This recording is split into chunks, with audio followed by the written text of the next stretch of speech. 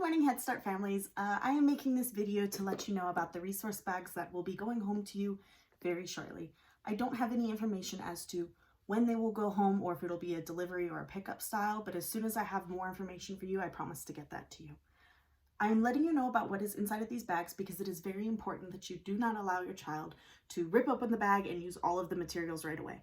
These are the only materials I'm able to send home for the rest of the year. So please make sure you monitor what your child is using and how often they're using it, because these will be materials that your children are required to use for the purposes of the instruction and the activities that I provide for them.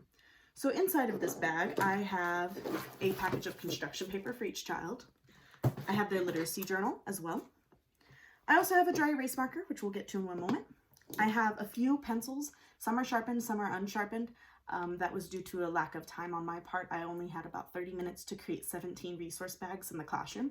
We are, of course, practicing social distancing and things like that, so the classroom has already been fully shut down for the year. With that being said, anything that your child left in the classroom that I was able to find, I did also put inside of these bags that you will be able to collect at a different time. I also put one pair of child scissors in the bags, a handful of rubber bands, which I'll go over later, a glue stick, their name card, a handful of popsicle sticks, which we will go over the use of these later, a package of the large crayons. There are 8 total.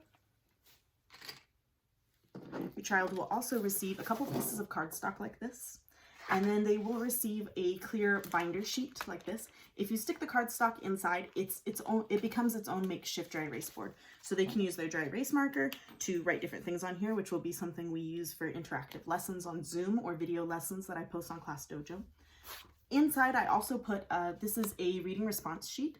And when I do read alouds for the whole class, or I do a story time and I post it, this is how they can respond. This is one of the ways that they can. They can select how they felt about the book and draw or write about their favorite part of the book. Inside of here, you could also place a couple other things. I included some of these tracing activities here that children can trace with dry erase markers interactively. You can call out the letter and say, please trace the letter W, and then they can trace it. And this can help build those writing skills. I also am including alphabet bingo sheets. There should be about 3 sheets per bag, I believe. And what we'll do is on Zoom, sometimes we'll play bingo. Sometimes this could be an activity that you do at home with your children. If you have multiple children or a big family, this would also be a great activity. Each one of these grids is a separate bingo sheet, so everyone should have a total of 6 different bingo sheets. And then what you would do is they would call it out the letter or the letter sound for children who need more of a challenge. And you could cover it up using either like a cotton ball, a penny, goldfish. You could stick it inside of the clear sheet and cross it out with the dry erase marker. I leave that up to you. But these are the materials that I was able to send home with every family. And so I ask that we are very careful and make sure that children do not use them all up right away, because like I said, this is all we have until the end of the school year. So I greatly appreciate your willingness to monitor that and keep up with your children and the way that they use these materials. Thank you so much.